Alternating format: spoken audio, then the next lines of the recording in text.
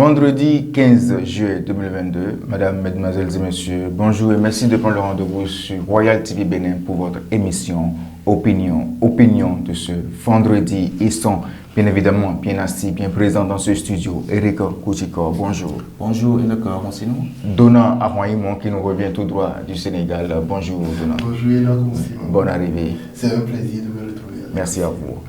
Alors, sans plus tarder, nous allons démarrer avec la première rubrique de ce vendredi. C'est bien évidemment la synthèse des unes de cette semaine.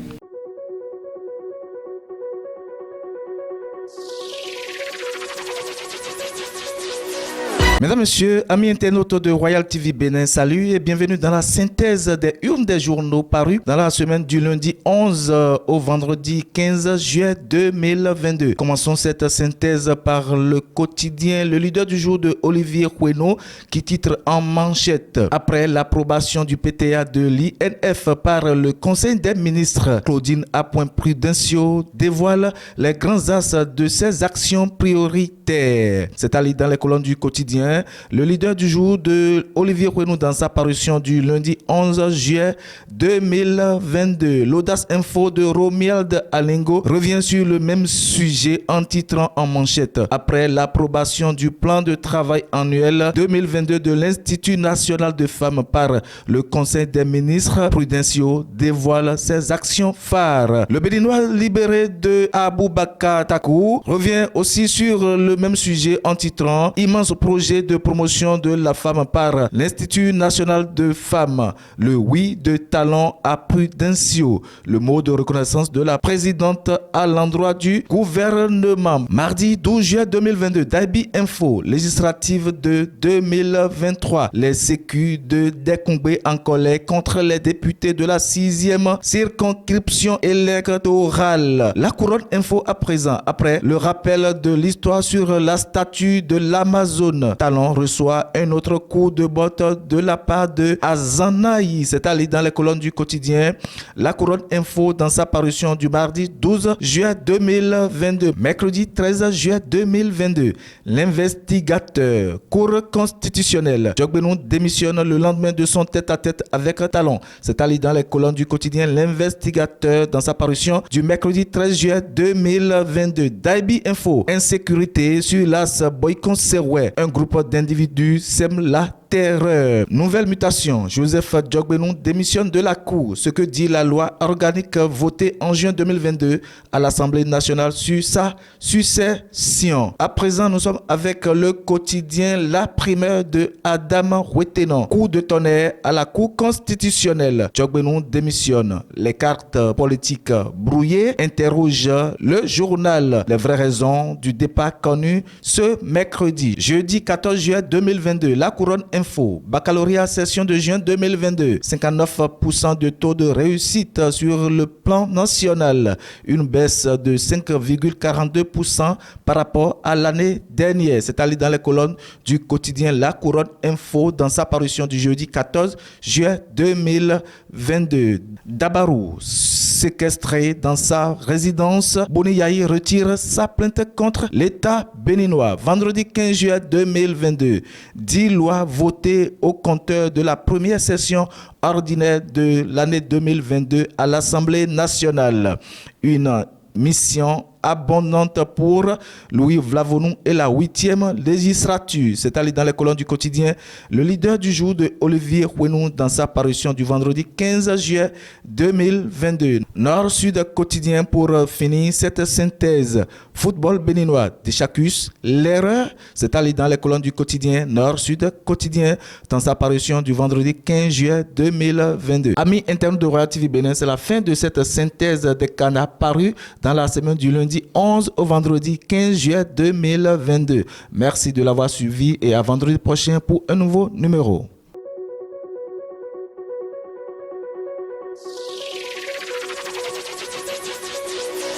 Retour sur ce plateau, comme nous avons l'habitude de le faire, Eric Kouchikor, après avoir réalisé cette synthèse, certainement il y a une qui vous a plus inspiré. Dites-nous quelle est cette une. une fois encore, merci à vous, Enoch Roncinon. Vous avez suivi avec moi la synthèse des unes des canards parus de la semaine du lundi passé jusqu'à ce jour, ce vendredi. Et le titre qui m'a beaucoup attentionné, sinon qui a attiré beaucoup mon attention, c'est ce qu'a titré à la petite une du quotidien Le Leader du jour de Olivier Renaud est approvisionnement en eau potable dans la commune d'Adjoun. L'ANAEPR même et la mairie d'Adjoun réceptionnent un château d'eau de 400 mètres cubes à Gangban. Vous savez, lorsque on attend qu'il y a un château d'eau de cette capacité-là à Gangban, ce ne serait qu'une joie parce que Gangban, c'est un village, un arrondissement de Lacus situé dans la commune d'Adjoun qui n'a pas d'eau potable depuis des décennies. C'est vrai, il y avait une réalisation pareille là, mais c'est gâté depuis plus de 3 décennies, j'allais dire. Donc, la population de Gangban ne boive que l'eau du fleuve de l'Ouimé. Et il faut dire que c'est dans ce même fleuve que ces populations font leurs biens, leurs besoins. Et c'est dans ce même fleuve que les bonnes dames de cet arrondissement, sinon de ce village-là, font la vaisselle, ils lavent la lessive. Et c'est dans le même fleuve qu'ils font... et c'est juste cette eau même que cette population boit. Vous voyez, donc quand on entend qu'une réalisation pareille est faite dans cet arrondissement, ce ne serait que la joie et ce serait pour le bonheur des populations de Gangban à cause de leur santé. Merci à vous, Eric Koudjika. Donnant un moyen mot, je vous invite à prêter à cet exercice. Oui, c'est une bonne invite. Ce qui m'intéresse moi particulièrement, c'est la une du quotidien L'Informateur, qui le lundi dernier avait fait mention de la convocation de l'Assemblée générale élective de la Fédération béninoise de football, qui pour succéder à Mathurin Deschacus. Oui, sous la présidence de Deschacus le Bénin, les écureuils ont connu en 2019 une bonne CAN. Et pour la première fois, on allait en quart de finale. Il est le premier président à conduire le Bénin à ce stade de la compétition. Est-ce qu'il va continuer le travail? Est-ce que quelqu'un d'autre viendra prendre la relève pour permettre aux écureuils de connaître de plus beaux jours? Il n'y a pas que les écureuils seniors, il n'y a pas que l'équipe A, il y a les catégories d'âge. Il y a d'autres catégories qui doivent participer à d'autres compétitions pour nous permettre de valoriser ce sport que le Bénin, que les Béninois apprécient bien. Même si c'est actuellement, ça ne marche pas trop. Oui, ça ne marche pas trop. Merci, c'était la synthèse des unes de cette semaine. Centrale dans un instant, ce sera le décryptage.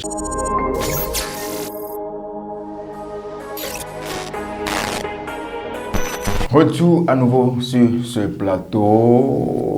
Nous l'avons suivi, cette démission du président de la Cour constitutionnelle. L'homme a déposé le tablier, c'était en début de cette semaine, mais il n'a pas... il ne s'est pas fait attendre, il n'a pas laissé trop de spéculation. L'homme reprend sa tunique politique. C'est bien évidemment Joseph Fifamen Tchobwenou qui reprend sa tunique politique et reprend ses objectifs. Il l'a bien dit dans son point de presse animé dans la semaine. Il reprend la politique. Eric Koudjika, Joseph Tchobwenou, à nouveau politicien. Il a préféré la politique. C'est vrai, il est politicien d'origine. Alors, dites-nous, démission, c'est la première fois, bon, disons qu'on apprend une démission à la tête d'une institution du Bénin. Merci à vous, Enoch Roncinon. Comme vous venez de le dire, c'est la toute première fois depuis 90, sinon 91, quand Dame Elisabeth Bouillon était la première présidente de cette institution-là, de la Cour constitutionnelle. Depuis ce temps jusqu'au lundi passé, c'est la première fois qu'on entend un président de cette grande institution juridique du Bénin démissionne. Il faut d'abord dire que personne ne doit en vouloir au professeur Joseph Famé Diogbenou pour ce TAT-là, parce que les lois lui permettent. Revenir à la politique, c'est pas une chose surprise. D'abord, il a été toujours candidat dans sa circonscription électorale. Je voulais parler de la 16e à Cotonou. Et il s'est fait toujours siéger par son suppléant, qui est l'honorable Orden Adadanti. Il faut dire que le lundi, le président de la Cour constitutionnelle a été reçu par le président de la République au palais de la Marina. Et c'est le lendemain que l'homme dépose le tablier. Et c'est ça qui étonne un peu les Béninois. Or, avant d'aller chez le président de la République, il a déjà passé un temps avec son aîné, l'avocat, maître Adrien Mbouji, l'ancien président de l'Assemblée nationale, qui a repris sa toge lui-même à 80 ans. Donc, qu'est-ce que cela veut dire? Aller chez le président, revenir chez Adrien, qui a repris sa toge et est venu démissionner.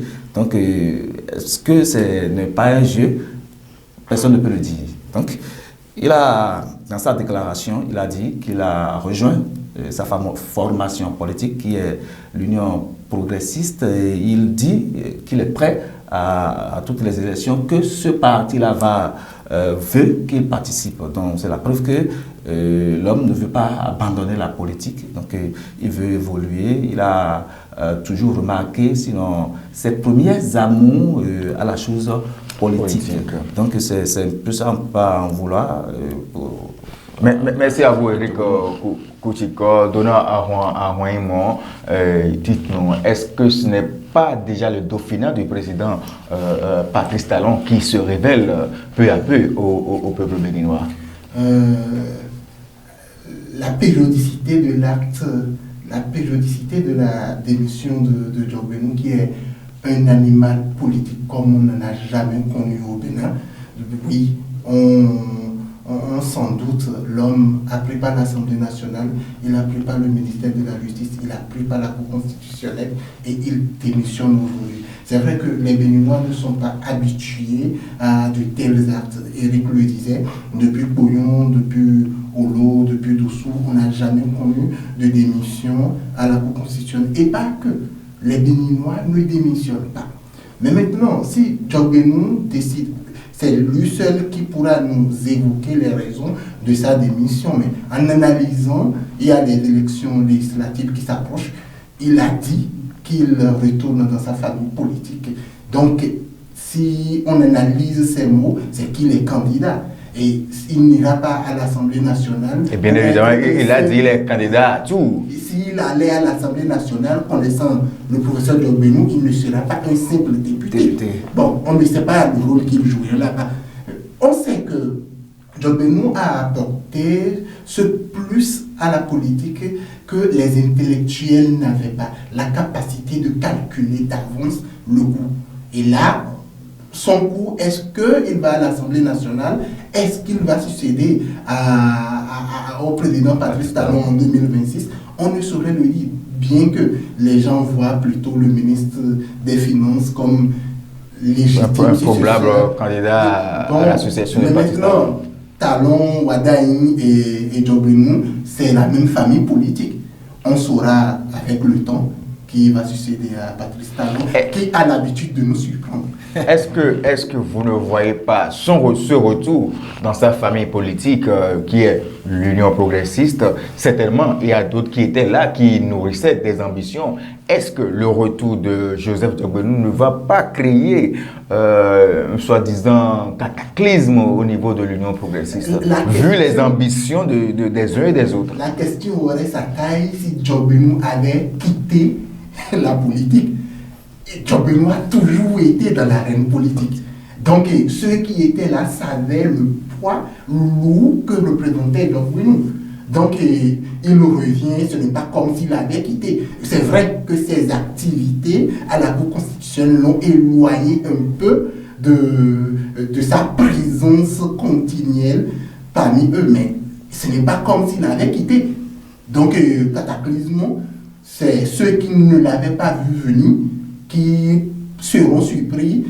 C'est l'effet de surprise qui pourrait créer quelque chose. Mais il devrait savoir que l'homme n'allait pas se contenter de la Cour constitutionnelle en sachant qu'il y aura un renouvellement total de la classe politique du Bénin en 2026. Naturellement. Eric Kouchiko, voyez-vous et Joseph Diogbenou qui dit qu'il nourrit ses ambitions, qu'il laisse tout ce confort de président d'une institution qui n'est pas la moindre, la Cour constitutionnelle, et qui retourne dans sa famille politique pour faire la politique. Il a bien dit lors de sa déclaration, de son point de presse. À quoi peut-on s'attendre avec Joseph Diogbenou désormais? Sans aller au dos de la cuillère, il faut dire que, comme l'a dit Donald tout à l'heure, si Diogbenou va à l'Assemblée, ce n'est pas pour être simple député. Alors, quand moi j'ai analysé la situation, je suis en train de voir venir le futur président de l'Assemblée nationale, parce que qui connaît l'homme, quitter la Cour constitutionnelle pour un simple député à l'Assemblée nationale, ce n'est pas possible.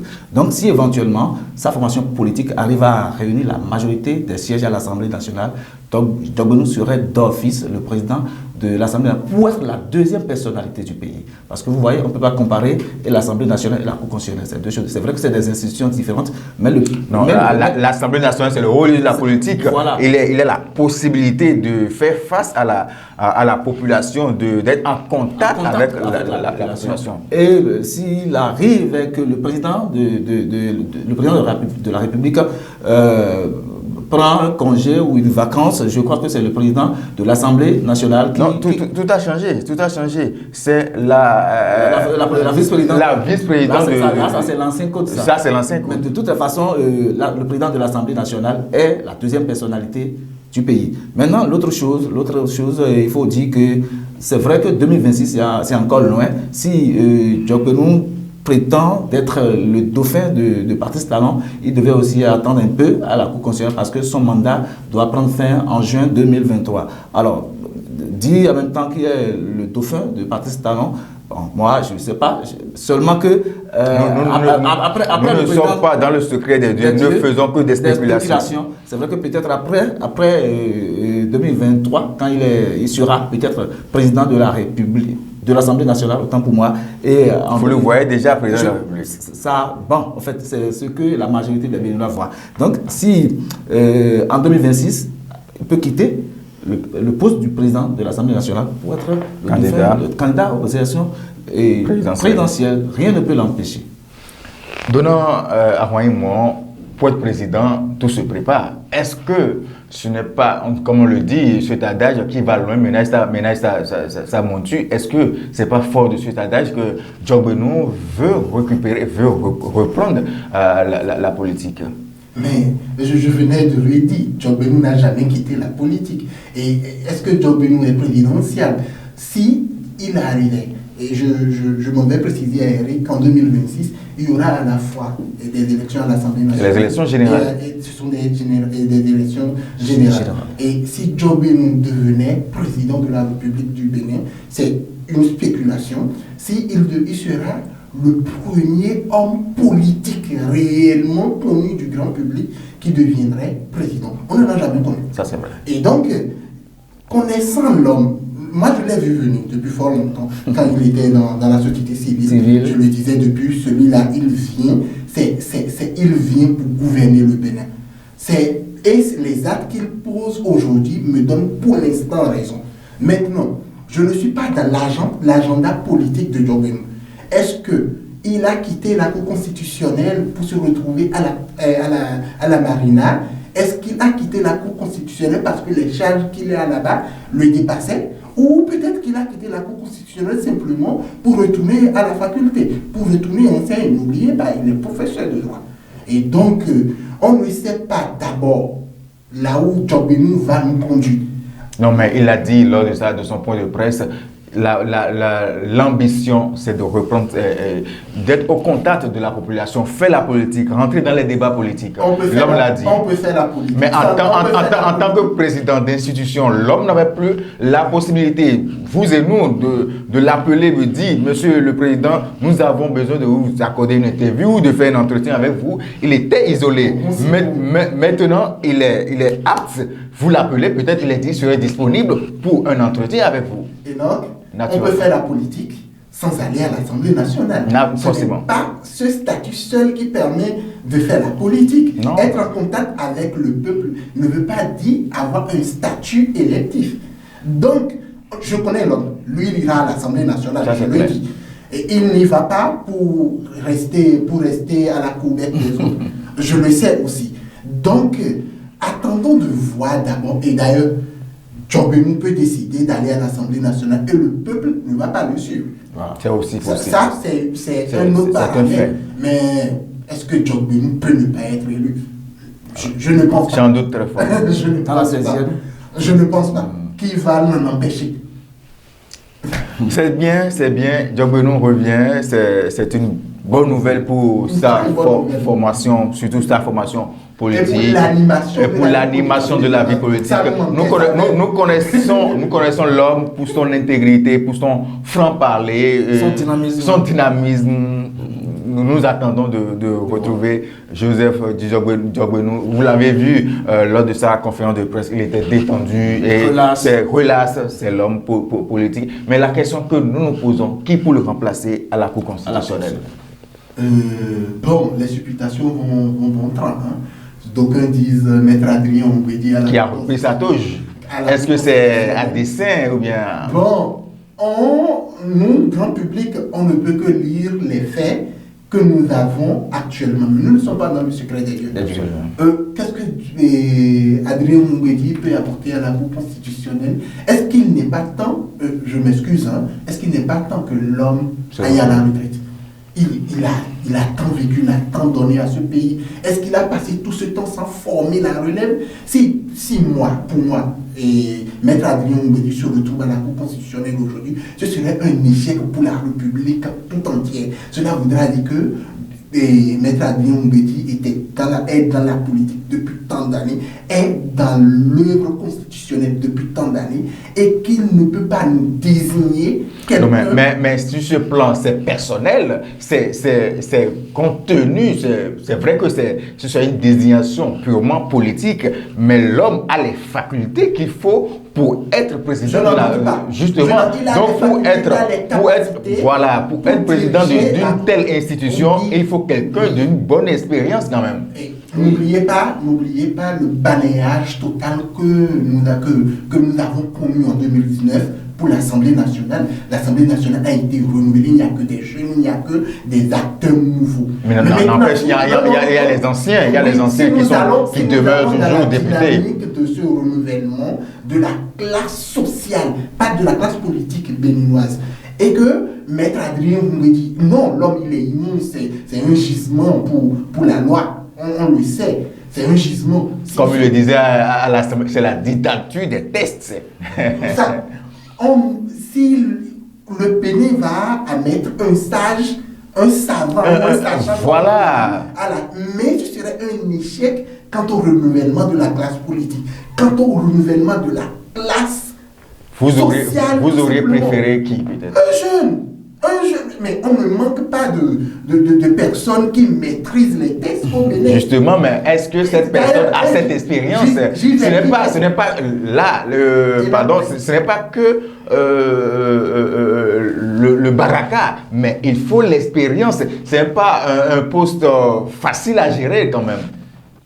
Pas poste facile à gérer qu'on le confie à quelqu'un, à un jeune qui connaît les textes.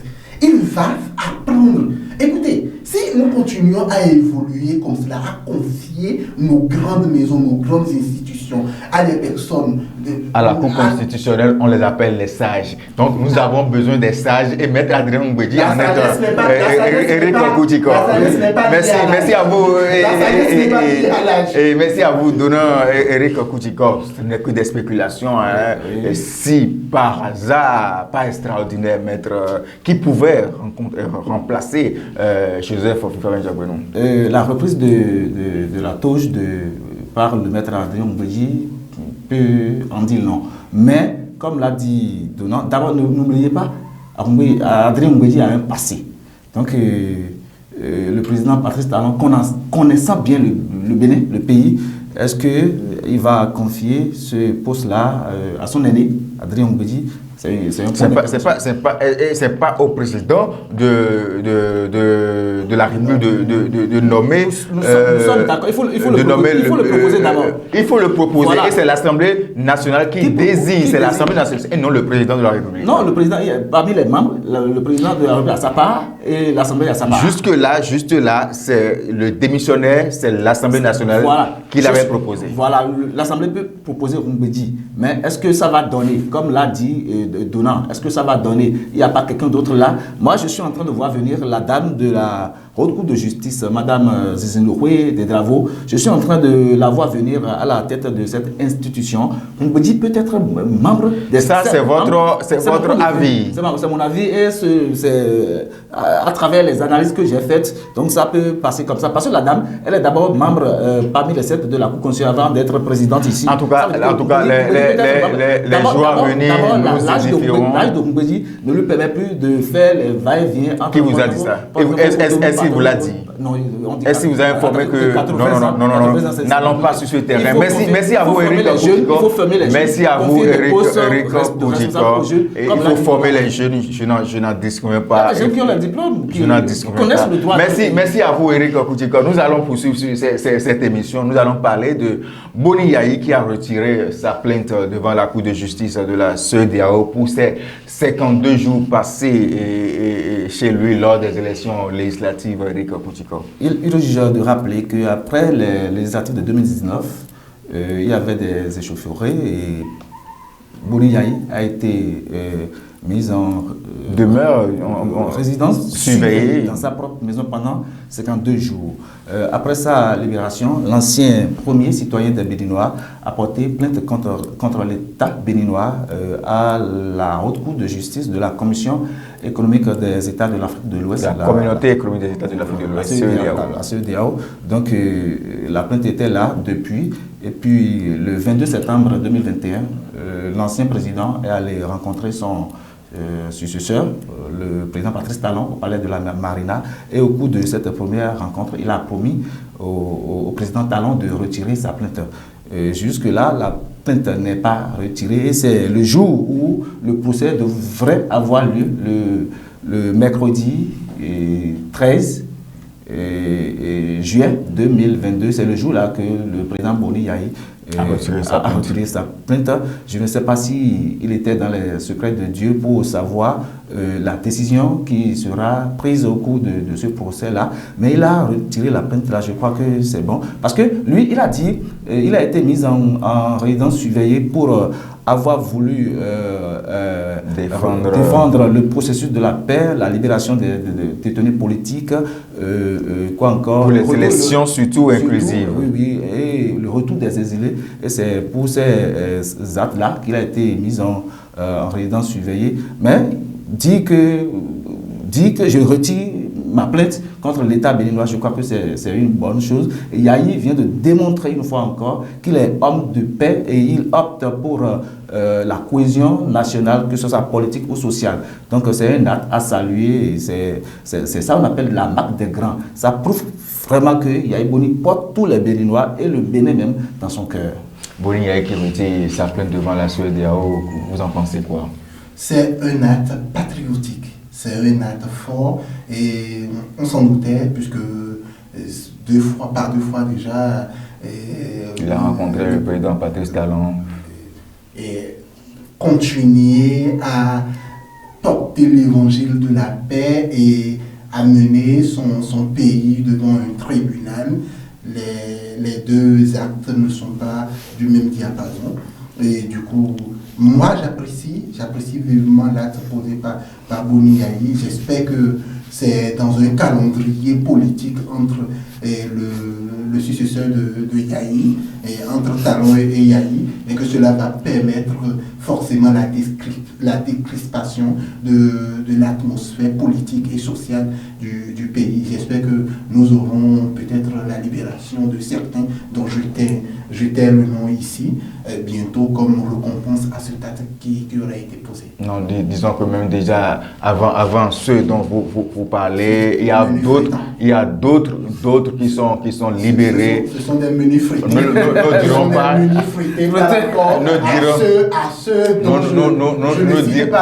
ne dirons pas ça. Un homme en prison, ce n'est jamais facile pour sa famille. Et ceux-là sont libérés juste après la rencontre Thomas Boni Yayi, Patrice Talon. Vraiment, il faut féliciter ces deux hommes. Il faut féliciter ces deux hommes. C'est des grands hommes qui veulent vraiment la paix pour leur pays. Donc, il faut les féliciter et les remercier pour ces actes qu'ils sont en train de poser chaque jour que Dieu fait. Alors, nous allons descendre de ce sujet et parler de ce phénomène qui sort un peu de l'ordinaire, qui devient vraiment bizarre. Comment une femme avec un homme qui vous vivez ensemble sous le même toit, une femme capable de prendre la hache pour tuer son mari. Qu'est-ce qui peut amener, qu'est-ce qui peut expliquer cela? Est-ce que c'est possible d'expliquer cette situation? Et donc, moi je trouve que l'analyse de cet acte serait biaisée si nous considérons le sexe de la personne qui a posé l'acte. Ce n'est pas pour la première fois que l'on tue dans la société. Mais des commentaires que je lis sur les réseaux sociaux, on dit c'est une diablesse, c'est la femme du diable, c'est elle est méchante, elle est un animal. Mais quand les hommes tuent, ce ne sont pas des femmes qui prenaient nos enfants pour les égorger sur des fétiches dans ce pays, non. Par le passé, non. Maintenant, la personne, la victime, c'est le mari d'une telle qui a été assassinée froidement. Cela voudra dire qu'il y a une crise dans la société que nous n'avons pas perçue, que si nous ne réglons pas, ça ira davantage de mal en pis. Parce que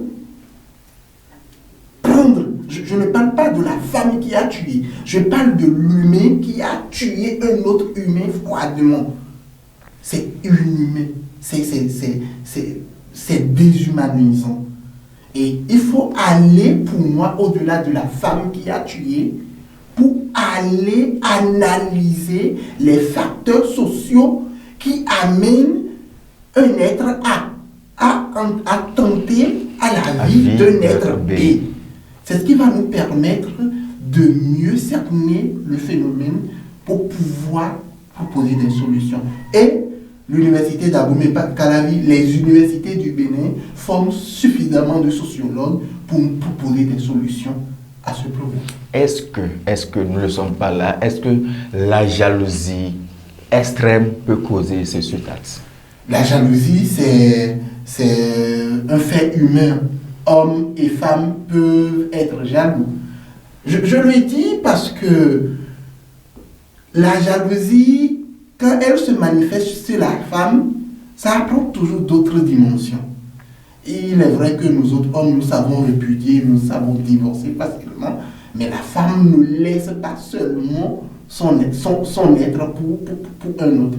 Ce qui fait que on peut penser que ce n'est pas jalousie que la dame a agi. Ça, ce serait nous qui penserons ça.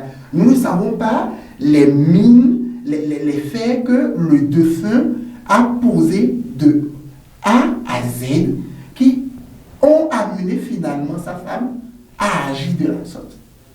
Est-ce qu'un fait peut amener un être humain à agir de la sorte? Je ne pense pas qu'aucun fait ne dit que c'est déshumanisant. C'est impossible, Eric Kouchiko. Oui, donc sinon, vous savez, le meurtre ne date pas d'aujourd'hui. Mais ce qui est un peu écœurant, c'est quand le mari qui tue la femme ou bien c'est la femme qui tue le mari. Vous aurez entendu la semaine dernière un garçon de 25 ans qui est condamné à 30 ans de réclusion criminelle pour avoir tué son père. Donc c'est pas seulement... 20 ans si je me trompe. 30 ans.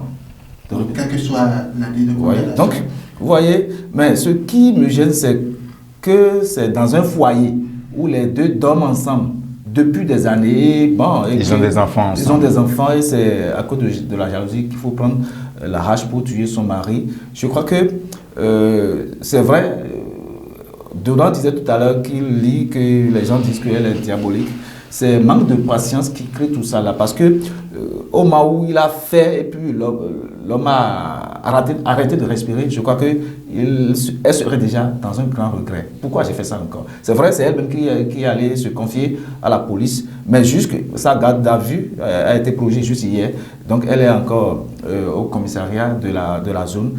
Maintenant, pourquoi l'homme, grand H, peut aller jusqu'à cet extrême? C'est ce que moi je n'arrive pas à comprendre tous les jours. On est là dans la société et on entend les condamnations qui attendent ceux qui posent ces actes-là. Et pourtant, on a ce vilain luxe-là de vouloir faire toujours ce mal. Moi, je n'arrive pas à comprendre. Et puis, qu'est-ce qu'elle va dire après? Quelle leçon ou bien quel amour leurs enfants vont garder d'elle après? Parce que c'est elle qui a tué leur papa. Donc, il y a déjà la division dans cette famille-là, selon moi. Donnant, dans ce cas d'espèce, ce n'est pas la première fois, nous l'avons entendu même la semaine écoulée, un copain qui a poignardé un gars qui venait draguer sa copine.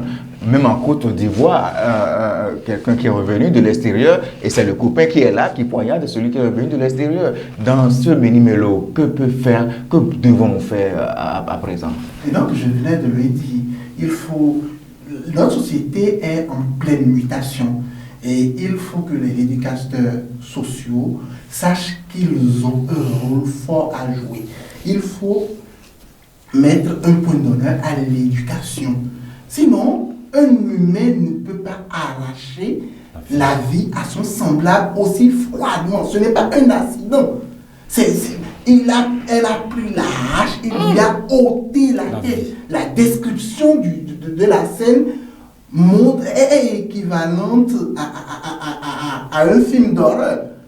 Absolument. Cela. Donc, est-ce que la dame n'est pas malade?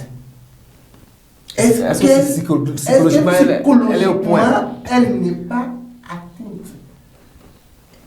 Voilà en fait. Donc, comme solution, je lui dis, il faut rééduquer. Le civisme, ça existe toujours à l'école béninoise. Il y a longtemps. Il faut que nous apprenions à nos enfants que la vie humaine est sacrée. Si c'est la femme qui donne vie, qui en vient à ôter la vie de cette manière, moi j'ai peur. J'ai vraiment peur pour notre société.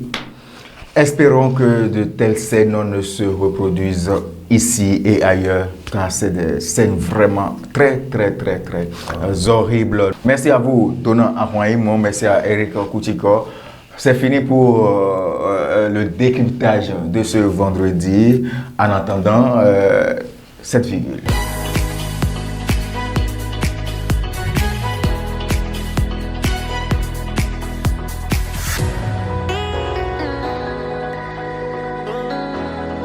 Voilà, de retour sur ce plateau, nous tendons vraiment vers la fin de cette émission Opinion de ce vendredi. Je le disais tantôt au début de cette émission, Donald Ahouaïmo nous revient tout droit du Sénégal. Il nous parlera brièvement de son expérience en tant que journaliste communicant au Sénégal. Donald Ahouaïmo, merci de bien vouloir nous dire comment ça se passe de l'autre côté du Sénégal. Bon, mon expérience en journalisme n'est pas fleuve. Et dans le cas des journalistes communicants, nous faisons un vrai distinguo entre journalistes et communicants. C'est vrai, j'ai reçu une formation de journaliste, mais aujourd'hui je suis communicant. Donc je ne fais pas de mélange entre journalisme et ce distinguo n'est pas très visibles en Afrique d'ailleurs. Ce sont des journalistes qui prennent brutalement le manteau de communicant par la suite, sans parfois de formation. Moi, je viens d'une école qui m'a donné l'opportunité d'étudier à la fois le journalisme et la communication. Sur le terrain, je ne mélange pas les deux. Donc, le journalisme au Sénégal, ça permet tout au moins de nourrir son homme. Contrairement à ce que je vois, oui, il y a des journalistes au Bénin qui sont très bien payés, mais combien ils sont? Combien ils sont? Et nous avons au Sénégal la chance d'avoir le code de la presse que nous n'avons pas encore au Bénin. Et ce qui permet aux journalistes qui ont un certain diplôme d'être suffisamment bien payés pour pouvoir bien vivre. Et parlant de la communication, c'est une autre manche. La communication est 10 fois mieux payée que le journalisme. Que ce soit au Sénégal ou ailleurs. Et donc c'est ce que je peux vous dire. J'espère que d'ici là, le Bénin va connaître la même poussée financière surtout dans le journalisme que le Sénégal a connu. Merci à vous, Donnant Amoïmo. Eric Akouchiko, vous rêvez d'aller au Sénégal pour pratiquer le journalisme? Je le souhaite vivement depuis qu'il est parti parce qu'on a eu la chance de faire le campus ensemble. On a même partagé le lit. Et après, la chambre. Et puis, après quelques années de vacations qu'on a faites ensemble, et lui, il est parti au Sénégal, au CESTI, pour cette formation-là. Et puis, j'ai des aînés qui ont fait là-bas, ils sont au Bénin. Et quand je vois leur parcours, j'ai toujours l'ambition de partir au Sénégal pour faire au moins 3 ans et revenir au Bénin. Merci à vous, Eric Akouchiko. Vous revenez du Sénégal. Je pense à une amie, Eunice Zounon, qui serait de l'autre côté. C'est une blonde qui est ma petite soeur. Ah oui, c'est une consoeur, on a fait le CD ensemble. Merci, Eric. Eunice Zounon, big up à toi. Et merci à vous. C'est fini pour Opinion de ce vendredi 15 juillet 2022. Merci de prendre du plaisir pour nous suivre sur Royal TV Bénin. Rendez-vous vendredi prochain, si Dieu le veut.